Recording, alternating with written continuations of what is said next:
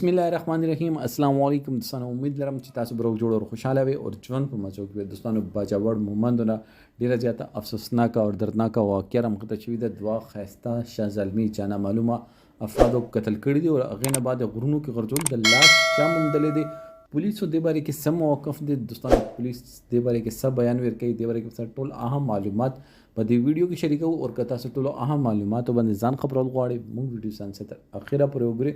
او چې کوم ملګري موږ په چینل باندې نوي دي هغوی دې موږ چینل مخه ځان سره سبسکرایب کړي، ټاله نشان دی وای تاکه موږ راتلونکي معلوماتي ویډیو هغوی ته په اسانۍ سره ملاوي شي. دوستانو دا واقعه د مومندو ده چې دوه ښایسته شاه زلمي چې خپل کیسه تربورانو هغوی لاشونه د غرونو نه ملاو شو چې هغې ټایم کې چې یو ګډو سرولو له هغه لارې باندې تېرېدو او هغه د دوه لاشونه وموندل. هغې نه بعد هغه کلي ته اطلاع وکړه، کلي والا راغلل، پولیس هم راغلل او دا ښایسته شاه زلمي او قاتل څوک و، دوی چا سره لانجه وه. دوستانو موږ د معاشرې کې یو ټولو نه غټه فتنه دا ده چې موږ زړونو کې فتور ساتو، حسد ساتو، چا کامیابي موږ نه کتل نه شي، موږ خپله محنت نه کوو. د هلکان چې د یونیورسټۍ سټوډنټس ور په چوټیانو باندې کور ته راغلي او دوی په انجینرینګ یونیورسټي کې سبق ویل. دوستانو موږ د معاشرې کې یوه فتنه دا ده چې موږ ټولې خبرې په زړونو کې ساتو، دشمني په زړونو کې ساتو، وړې وړې خبرې چې دي هغه بغض چې ده هغه موږ زړه کې وساتو چې کله موږ ته موقع ملاو شي نو موږ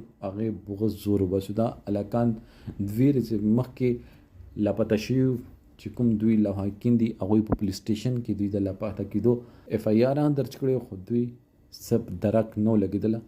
نن دوی لاشونه د غرونو نه ملا شول. دوستانو یو مور باندې، یو پلار باندې، یو خاندان باندې څه طریقې چې هغوی دوه شاه زلمي چې هغوی نه د مور او پلار او خاندان ډېر زیات امیدونه وي چې موږ بچي ماشاءالله ستر شو، اوس پوه شولو موږ چې څومره محنت کړی هغې صله الله پاک موږ ته راکړه.